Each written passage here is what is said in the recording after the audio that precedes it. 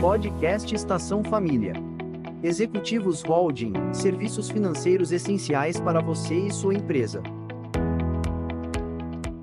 Olá pessoal, seja muito bem-vindo ao podcast Estação Família. E hoje estamos aqui em mais um episódio com um tema bastante delicado, mas ao mesmo tempo de extrema importância.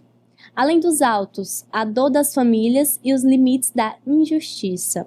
Para conversar sobre esse assunto, eu tenho a alegria de receber a doutora Fernanda Abreu, advogada criminalista e especialista em direito da família. Doutora, seja muito bem-vinda ao nosso podcast, é uma alegria, estávamos esperando muito por esse episódio. E para começar, eu queria muito que você se apresentasse, conhecesse um pouquinho da sua trajetória como advogada, como mulher.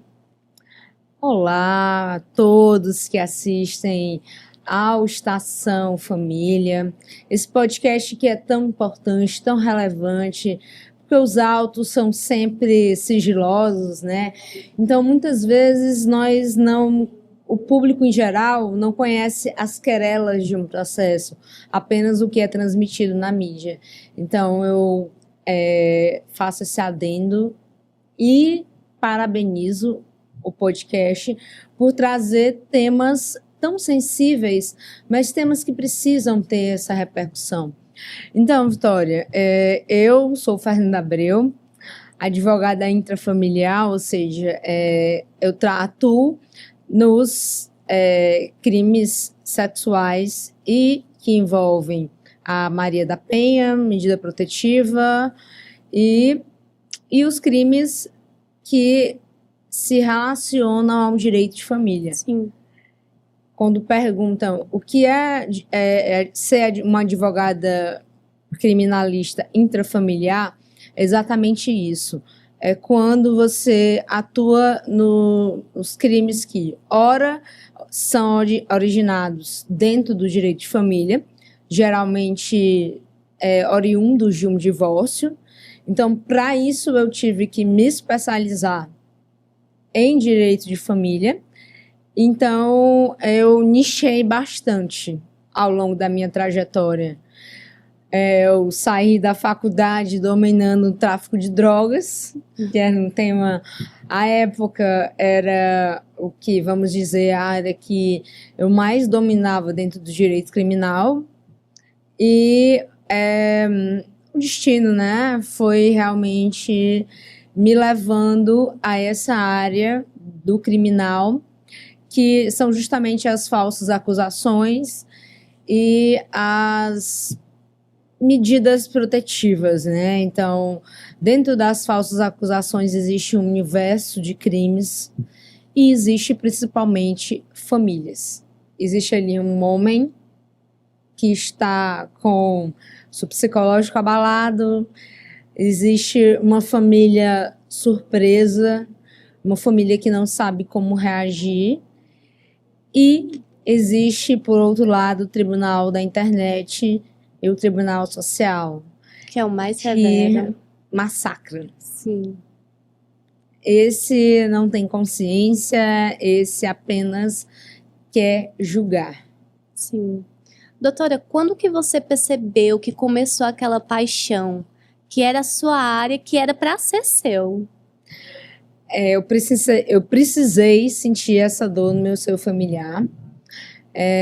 Eu estava no auge da minha atuação no tráfico de drogas e quando meu tio foi preso, meados da pandemia, eu precisei ver a minha mãe em estado de depressão para conseguir sentir essa dor e para conseguir realmente ver que não era questões de casos isolados, aconteciam o tempo todo.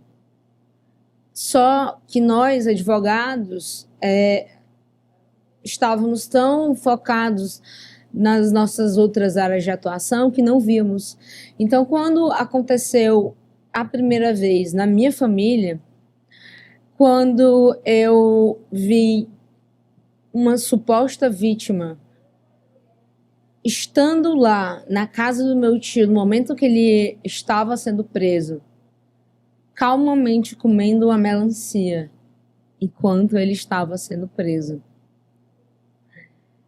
aquilo impactou a minha vida. E ali eu iniciei uma catarse, né, que é um termo utilizado na psicologia, que diz que existem momentos da vida, não só da advogada que vos fala, mas da vida do ser humano, que é preciso que ele passe por um processo de transformação e que ele se torne uma pessoa melhor. Depois desse processo, você nunca mais é o mesmo. Então, depois de sentir profundamente essa dor no seio familiar, eu fui direcionada a me especializar, né, nesse ramo de defesa dos homens, de combate a injustiças e de falsas acusações. E daí que nasce um senso de justiça muito forte, né? Muito forte. Foi o que me fez realmente ter certeza de que eu nasci para ser advogada e que eu queria escolher essa área sem covardia e sem precisar ofender ninguém, sem precisar diminuir a dor de mulheres que realmente são vítimas. Sim. E de compreender com muita convicção de que as falsas acusações impactam diretamente na credibilidade do testemunho das vítimas que são descredibilizadas pelo judiciário. No caso, abrange mais um olhar mais humanos do que realmente um olhar de gênero, de uma diferença de gênero, certo? Eu não trabalho com essa diferença de gênero. Isso aí é o protocolo da CNJ, né? O protocolo que hoje tende a romantizar crimes cometidos por mulheres, como se nós, né, já que nós somos duas mulheres, nós podemos ainda falar isso nos estreitos limites que a lei e a gramática nos impõem. Nós ainda podemos dizer que nem toda mulher realmente fala a verdade o tempo todo, nem toda mulher é boa. Nem toda mulher está passível de não cometer delitos, como querem romantizar, seja a mídia, seja o judiciário agora. Como comentários da internet, né? Já que a gente mencionou o tribunal da internet. Sim. Ah, mas teve um motivo para ela cometer isso. Ah, mas nunca é do nada. Sempre essa mulher historicamente passou por um relacionamento abusivo. Nem existe dentro da psicologia essa doença. Um relacionamento abusivo ou uma dependência emocional. Mas foi algo que foi se normalizando, a sociedade permitiu que se normalizasse. Mas, do ponto de vista técnico, não existe essa doença. Existem problemas psicológicos, sim, danos psicológicos, mas isso independe do gênero. Um homem pode sofrer, dentro de um relacionamento, danos psicológicos e uma mulher também. E quando envolve um homem, uma mulher, existe uma história por trás de cada processo que você pega. Existe pais, mas no âmbito da família, existe mães, filhos, existe famílias tentando sobreviver a situações extremamente difíceis. E quando um caso chega ao judiciário, a expectativa é que a justiça seja feita, né? Mas na prática, a dor de uma família termina quando o processo acaba também? Essa família nunca mais será a mesma. Eu digo isso porque eu sei como é o pós, o término de um processo, quando este homem sai da prisão, ele não é mais o mesmo, a família dele não é mais a mesma, os filhos não são mais os mesmos. Toda uma história de vida é mudada, é transformada. E para muitas situações da vida existem recomeços, Vitória. Sim. Mas para um processo judicial, o dano é irreversível, irreparável. Posso hoje afirmar com convicção isso. E é verdade. Você acha que existe uma diferença entre a justiça realizada e a sensação de justiça? As famílias buscam essa justiça, mas ao final elas têm uma sensação de justiça que não ameniza a dor. Depois de um tempo, algumas famílias, não todas, eu acompanho, né? Porque vem outros processos e, enfim. Eu percebo que um trauma com o judiciário, um trauma pela forma que são tratados, e a mídia esquece depois que esse homem, né? No caso que a gente está falando, de pais, de homens, e de crianças que também são submetidas a processos.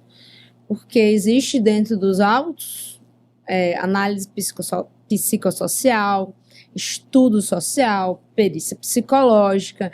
Então, essa criança, em algum momento, ela é submetida a um tribunal, a personagens que integram ali o caso, integram o processo, para que se produza provas e se chegue a essa verdade. Absolvido, ocupado. E a absolvição não traz a sensação de justiça. Sim. A senhora já presenciou situações em que a melhor decisão, juridicamente falando, não foi suficiente para trazer paz para aquela família? Já. Eu já tive clientes que não suportaram a acusação social, a acusação do tribunal da internet e cometeram o autoextermínio, antes mesmo da audiência.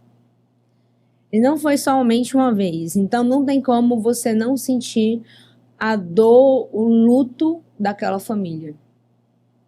E outras pessoas que você já conheceu, já chegaram até você, pedindo ajuda, um socorro?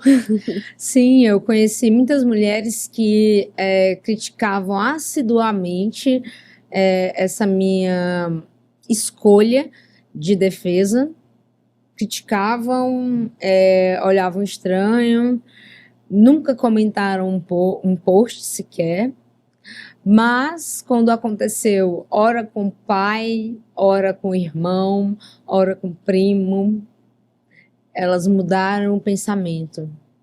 Nossa, nunca pensei que essa mulher pudesse fazer isso. Geralmente em casos de divórcio, né? No pós-divórcio, onde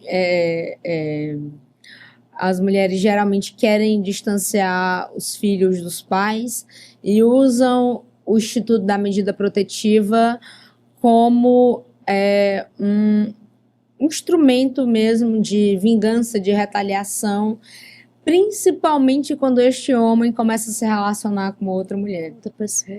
Então, a gente vê que essas mulheres ficam realmente muito impressionadas, porque são relacionamentos duradouros, são relacionamentos de mais de uma década. Então, elas veem essas mulheres mudando o comportamento, mudando a atitude, e isso assusta. Então, elas chegam até mim muito assustadas.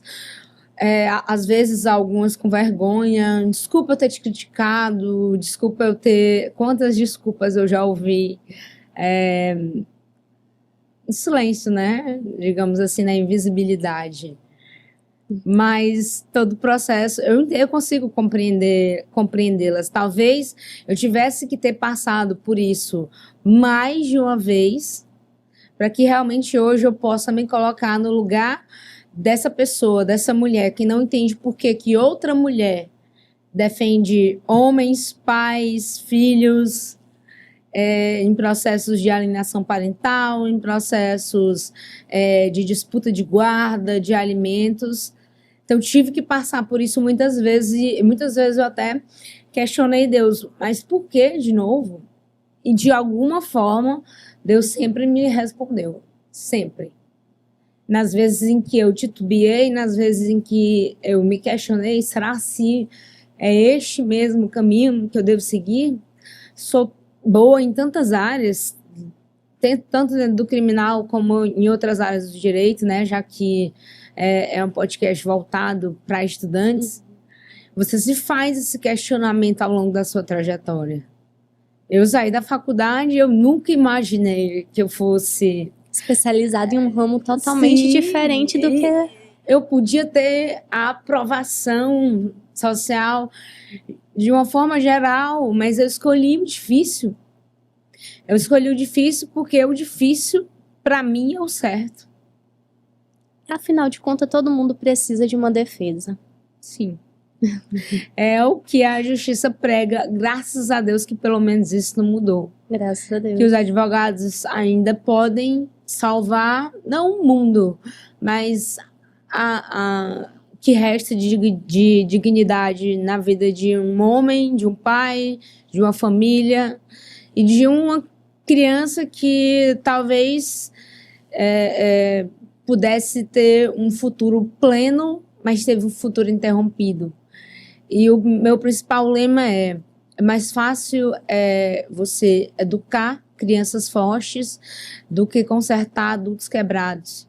Então, nessa minha atuação com crianças, com adolescentes, meu principal intuito é que aquela criança sofra o mínimo possível, para que ela não venha ser esse adulto quebrado no futuro, para que a sociedade não venha receber um adulto quebrado que não vai saber, quebrado que eu digo espiritualmente, psicologicamente, com muitos traumas, e um trauma causado por quem deveria protegê-los, que é o judiciário. Doutora, nós recebemos uma situação que foi enviada por um seguidor. Quando ele ficou sabendo que a gente ia abordar esse tema, automaticamente ele pediu essas orientações. E acredito que muitas pessoas vão se identificar por estar vivendo algo parecido. Vamos lá, imagine que um pai possui uma guarda compartilhada, mas a mãe, ela dificulta constantemente o contato da criança com ele. Qual o impacto dessa situação para o filho? Você comentou um pouco, mas se aprofundando mais na guarda compartilhada. A criança, ela perde o norte. Primeiro, ela tinha pais que estavam juntos e, de repente, esses pais estão separados e quem fica com a guarda geralmente é a mãe, é a mulher, né? Porque o caso em Borel mostrou o contrário, né? Dizem que a mãe protege mais os filhos, dizem que a mãe sabe cuidar melhor dos filhos, mas é ela que fica a todo momento dizendo: teu pai não gosta de ti, a família do teu pai não te ama, tu achava que a tua tia gostava de ti, ninguém gosta de ti, só a mamãe.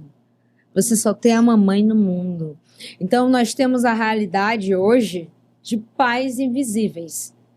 Pais que querem ser pais e são impedidos, ora pelo judiciário, ora por mães alienadoras. E mães essas que priorizam essa guerra sem pensar no bem-estar psicológico da criança, mas em estar supostamente ganhando dos pais, ganhando do pai. Porque nessa batalha judicial, em que o filho é a vítima, ninguém ganha. Sim. Nenhuma das partes. Só perde, principalmente o bem tutelado, que é a criança. Né? Exato.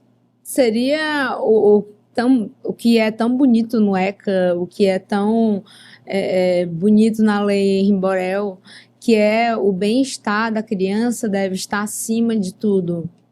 Mas não é o que acontece. Até que este pai consiga provar que a mãe está sendo uma alienadora, a mente dessa criança já está muito, muito, muito confusa. E são danos que são muito difíceis de ser reparados, porque, Vitória, toda criança merece viver em paz, cultivar boas memórias na infância, porque a infância é o chão que pisaremos até o fim das nossas vidas. Então, tudo o que acontece na infância resvala por toda a nossa vida. Seja as memórias boas, sejam as memórias ruins. Seja como a sua mãe te tratava, a mãe que hoje... E esse é um recado diretamente para as mães. Pensem nos seus filhos, pensem nos adultos que vocês vão querer entregar para a sociedade, porque um dia vocês não estarão mais aqui, mas esse homem vai estar, esse homem vai constituir a própria família. Vocês vão querer que eles reproduzam esse mesmo comportamento, que eles sejam homens considerados, termos que eu não gosto de usar, machistas, egocêntricos, narcisistas, porque tudo isso não é um problema psicológico somente. Nasceu com ele, é biológico. Não, é fruto de traumas de infância que, em homens principalmente, são mais difíceis de serem tratados, porque homens relutam contra tratamento, contra terapia. Isso é neurociência, né? Não é falando da boca para fora. É neurociência, sim. Eu tive que fazer uma faculdade à parte de análise comportamental e estudo de neurociência para tentar entender tanto a mente de homens quanto a mente de mulheres, porque eu que não sofri traumas na infância, que tive uma infância maravilhosa, agradeço muitíssimo aos meus pais por isso. Se hoje eu posso ter um psicológico para lidar com casos horríveis, horríveis, gente, porque não tem uma outra palavra para traduzir o mal, a maldade palpável dentro dos processos. São situações horríveis a que nenhuma criança deveria ser submetida e que o judiciário deveria intervir. Né? Principalmente os crimes contra a dignidade sexual. Uma criança pede socorro hoje, mas quem é ouvido, quem tem a medida validada é a mulher, é a mãe. Porque tem mães que acreditam nos padrastos em detrimento dos filhos. Então aquele filho ele já cresce invalidado pela própria mãe. A sociedade não para pensar nisso. Mesmo quando acontece um caso, como já muitos, são pouco divulgados, né? Mas profissionais que atuam no mesmo ramo que eu, sempre buscamos dar voz a essas crianças. Certa vez, acho que há 2 semanas atrás, uma adolescente acionou a polícia contra o padrasto e a mãe, na frente da polícia, começou a proferir palavras de baixo calão, desacreditando da própria filha. Então, como é que vai ser o futuro dessa adolescente, pré-adolescente? Horrível. Se nem a mãe dela acreditou nela. Sim. A não ser que ela venha trabalhando o trauma dela, mas mesmo assim ainda se torna difícil de reverter essa situação. Sim, vai ser uma adulta que vai precisar estar constantemente em terapia. Uma situação vai despertar um gatilho. Sim. E outra pessoa não vai conseguir compreender porque essa pessoa não vai conseguir compartilhar com todo mundo. Então são casos invisíveis mesmo, casos que a sociedade não quer realmente encarar os danos, mas está tão recorrente, está acontecendo com tanta frequência, e casos como do menino Bernardo, do Henri Borel, da Isabela Nardoni, revelam maldade pura, perpetrada por quem os deveria proteger. Isso é verdade, doutora, eu concordo com você.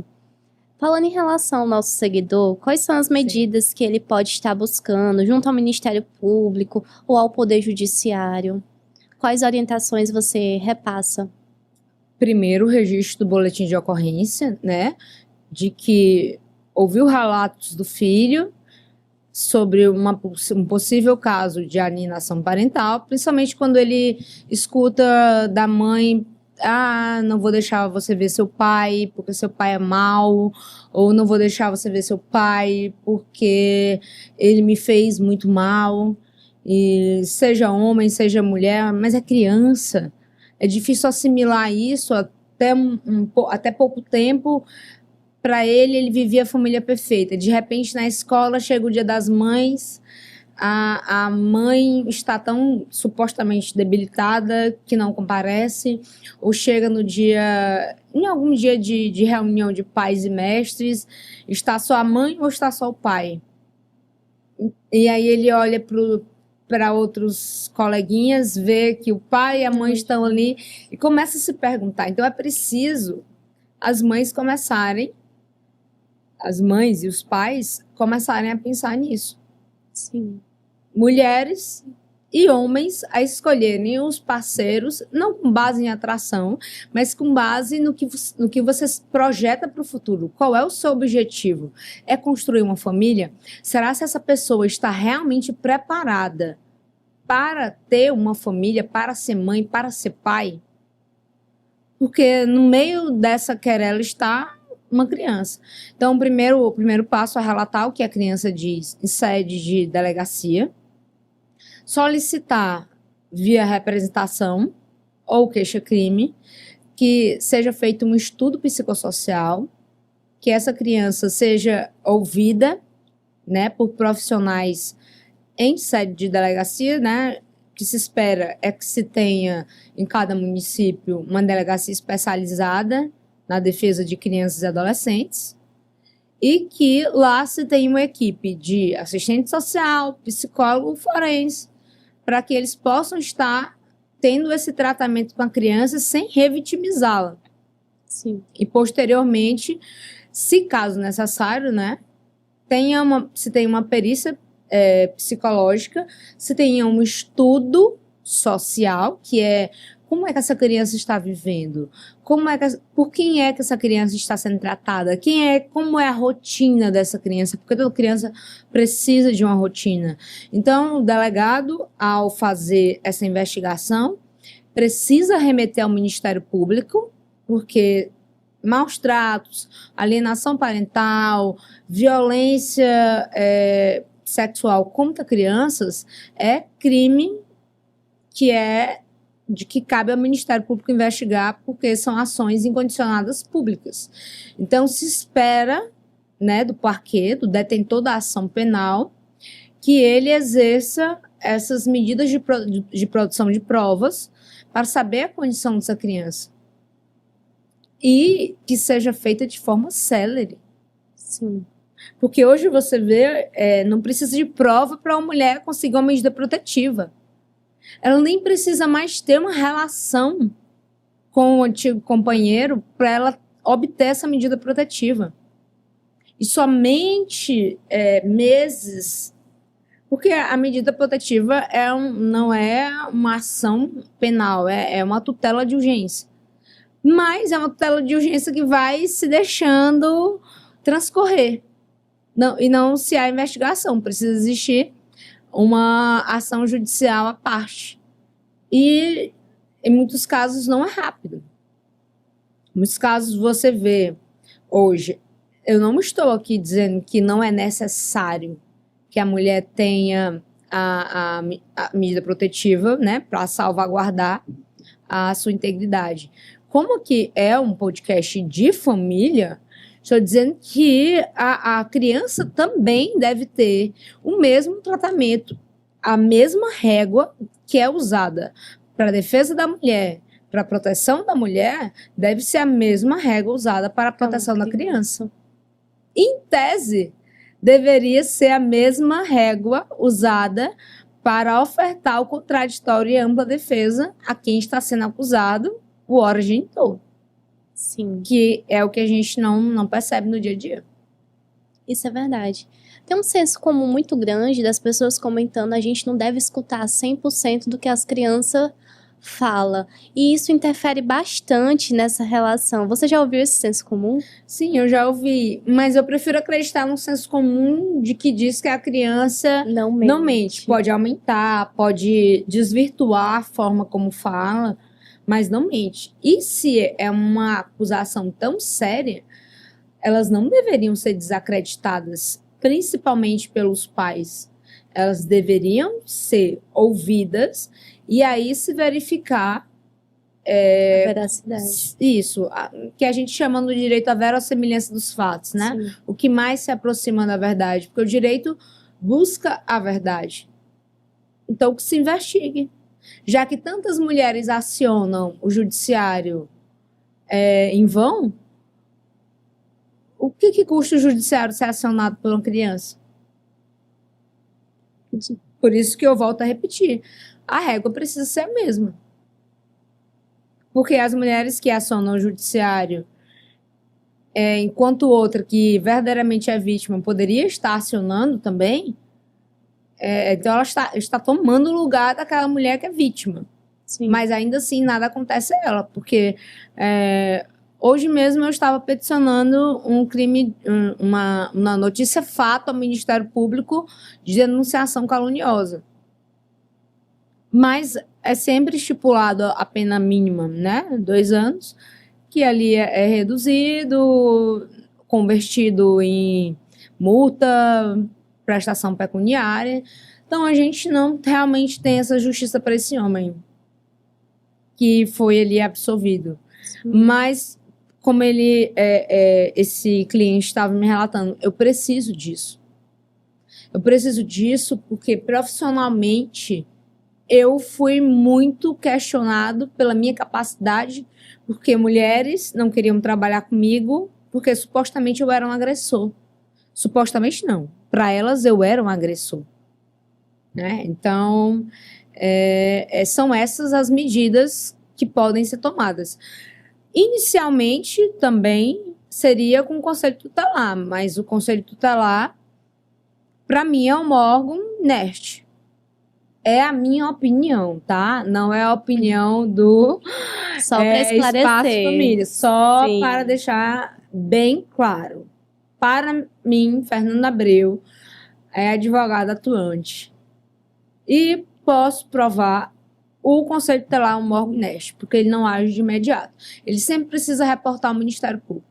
Então, se o Conselho Tutelar sempre precisa reportar ao Ministério Público, então vamos diretamente ao Ministério Público, via notícia de fato. Né? Então, você me fez essa pergunta, eu respondi honestamente o que eu faço no dia a dia. Sim, sim. Uma das áreas pela qual a senhora atua bastante e é reconhecida é na atuação em casos de falsas acusações, como falamos. E, infelizmente, esse é um tema que, querendo ou não, gera muito sofrimento quando toca nesse assunto. E como uma pessoa deve agir ao perceber que está sendo vítima de uma falsa acusação? Não esperar aquele... uma espécie de limbo emocional. Eu ainda não consegui, mesmo estudando muito neurociência, desenvolver um termo para que esses homens ficam em estado de paralisia, em estado de inércia, quando recebem a citação de que estão sendo ou de uma medida protetiva ou de que estão sendo acusados judicialmente por ameaça, por violência, por stalking. Os homens entram numa espécie de limbo emocional. Eles param no tempo. É como se eles não escutassem o que as pessoas os orientassem. É como se fosse... eu sempre conto, né? À medida do que os clientes vão vivendo, sempre o mesmo estado. Geralmente esse estado dura 3 meses. Nossa. Eu comparo ele ao puerpério. Existe algo no cérebro masculino, que, como eu disse, eu ainda acho que não se tem estudos sobre isso. Eu já procurei muito, até mesmo em outros países. Abre um tópico para estudos, né? Sim, abre um tópico para que vocês realmente, aí, como estudantes, caso se interessem pelo tema, se tem muito pouco artigos, academicamente falando, se tem muita pouca produção científica sobre esse tema. Porque esse tema é tratado como casos isolados. Caso isolado, é só mais um caso isolado. Olha quantas mulheres morrem, e repito, não estou aqui menosprezando nenhuma mulher, porque somos mulheres e estamos suscetíveis também a sofrer violência. Mas, por outro lado, não podemos negligenciar mais, não cabe mais à sociedade negligenciar um problema gravíssimo que são as falsas acusações contra homens. Porque não afeta somente aquele homem, afeta toda a sociedade. E quando uma denúncia é comprovadamente falsa, quais são as consequências para quem fez a acusação? Nenhuma. Sério? Nenhuma. Porque mesmo que ela seja condenada por denunciação caluniosa, falsa denunciação de crime, ela vai pagar a pena pecuniária no máximo. Se pagar, não vai acontecer nada. Ela pode fazer isso quantas vezes ela quiser. Fica o trauma, mas não responde por nada. Fica o Tecnicamente, trauma? né? Fica o trauma? Bem, Vamos e deixar a reputação aqui. também, justamente. Sim, você acha mesmo que uma mulher que faz uma falsa acusação, por qual motivação seja, sente? Sente? Sim, sim. Sente alguma coisa? Não. Sente que, sinceramente, honestamente, eu nunca vi uma mulher sentir remorso por isso. Porque nunca aconteceu nada com elas. Nunca mexeu sequer no bolso delas. Sim, sim. Eu falo em fica o trauma da vítima. O trauma reputação da da vítima é eterno. O trauma da vítima é justamente. eterno. Sim. Porque mesmo se comprovando a inocência, a sociedade ainda vai dizer, ai, olha, Cuidado. eu acho que ali ele já foi acusado, né? Quem sabe dessa vez não é verdade? E qualquer atitude que ele tomar a fazer pode virar uma tempestade. Nós temos aí o nobre caso da Bela. É um ser humano. Ele pode ter cometido esse crime certa feita. Isso implica dizer que agora ele cometeu novamente? Mesmo com todas as provas contrárias, mesmo com todas as contradições desta última mulher que o acusou? A ele não é dado a presunção de inocência, o benefício da dúvida. Sempre fica o trauma. Então, ele sempre vai ser um agressor, ou um possível agressor, ou um potencial agressor. O que é forte, muito forte para quem está vivendo. Eu gostaria de terminar com uma mensagem de esperança. Falamos sobre conflitos, dores, justiça. E que conselho você daria para quem está vivendo por uma situação semelhante nesse momento? Que a dor não define a sua vida. Um processo judicial não define a sua vida. Sempre, sempre, sempre as misericórdias de Deus se renovarão. Se eu não acreditasse nisso, eu já teria mudado de profissão. Mas eu acredito que sim. É possível você recomeçar, é possível você ressignificar a dor de um processo, mesmo que ali nos recônditos da alma ela sempre vá ter um espaço, mas é preciso se permitir recomeçar. Sim. É possível. É difícil, mas não impossível. Nossa, muito bom. E eu estou maravilhada com esse episódio.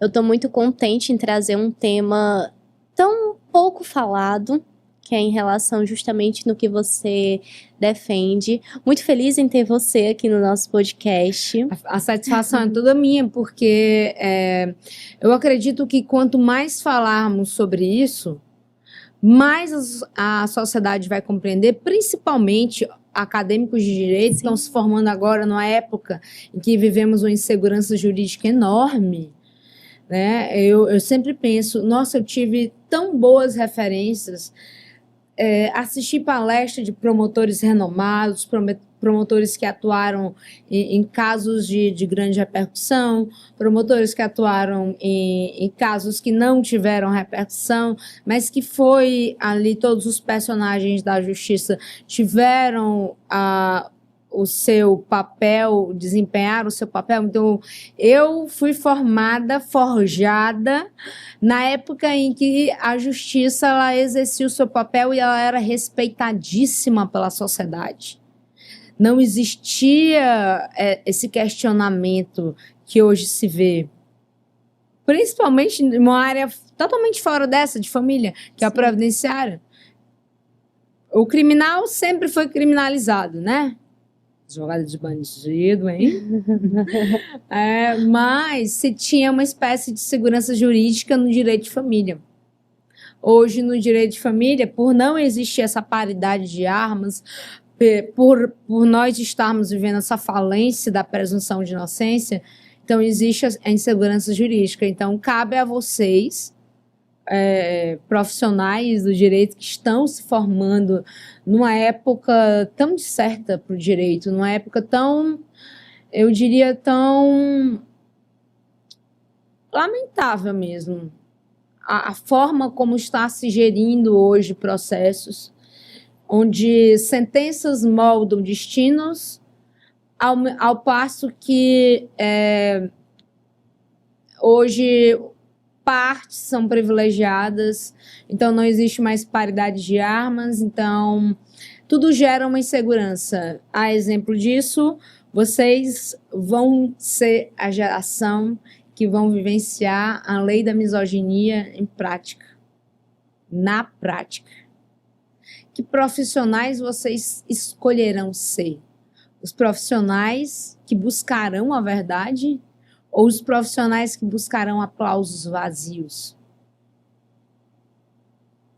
Fica a reflexão. Volta a pergunta.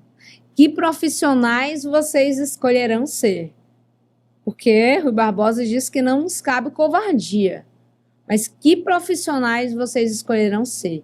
Os profissionais que combatem as injustiças, os profissionais que buscam a verdade, ou os profissionais que buscam aplausos vazios na era da internet, na era do tribunal da internet, na era que defender o errado é bonito.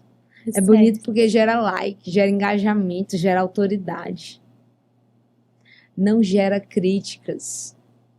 Hoje os profissionais do direito se acovardaram. Mas vocês têm a escolha. Vocês buscarão ser profissionais que realmente atuarão nas trincheiras, porque não é fácil. Mas é necessário.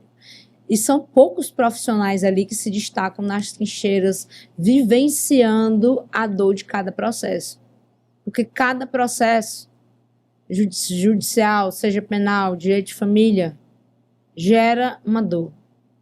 Vocês serão esses profissionais que escolherão sentir essa dor junto aos seus clientes?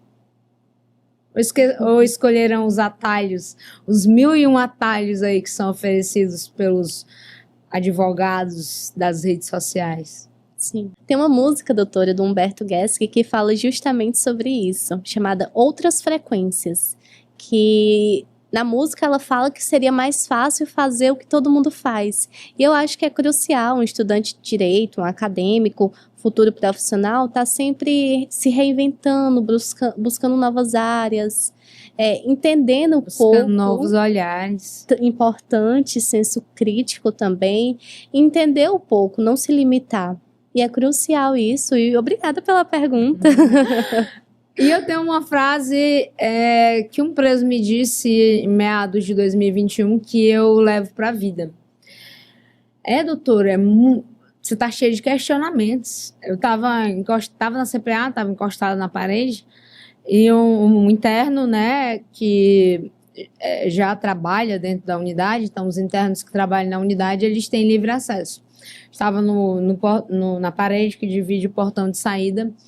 Ele me conversou comigo ali, muito respeitosamente disse, muitos questionamentos, né? Eu não respondi naquele momento, mas ele me disse, é mais fácil ser luz na luz, é difícil ser luz nas trevas. Nossa. Nossa profissão, ela não é uma profissão de dinheiros, ela não é uma profissão de covardia, e é uma profissão, sim, de muitas tristezas, de muitas dores, de muitas injustiças. Nós precisamos saber disso de agora. Vocês precisam saber isso agora. Esse é o momento. Essa é a profissão que eu quero.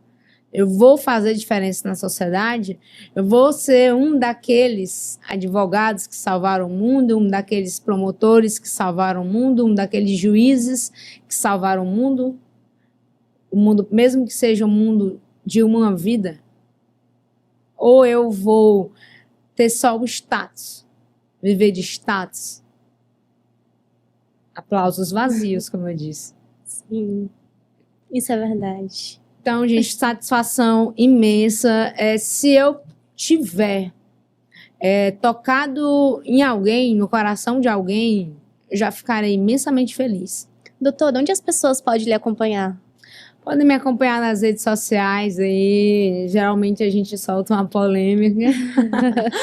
Uma ou outra polêmica isolada, igual as falsas acusações isoladas, né? Estamos aí.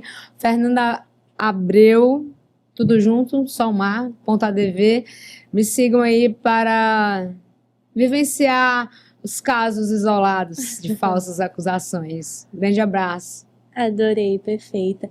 E para você que gostou do nosso podcast, se identificou com o tema, logo logo vamos trazer muitas outras coisas. Então nos acompanhe nas nossas redes sociais, nosso canal do YouTube, já vai curtindo, deixa um comentário, uma pergunta para o próximo episódio. Tchau, tchau. Tchau. Podcast Estação Família. Executivos Holding, serviços financeiros essenciais para você e sua empresa.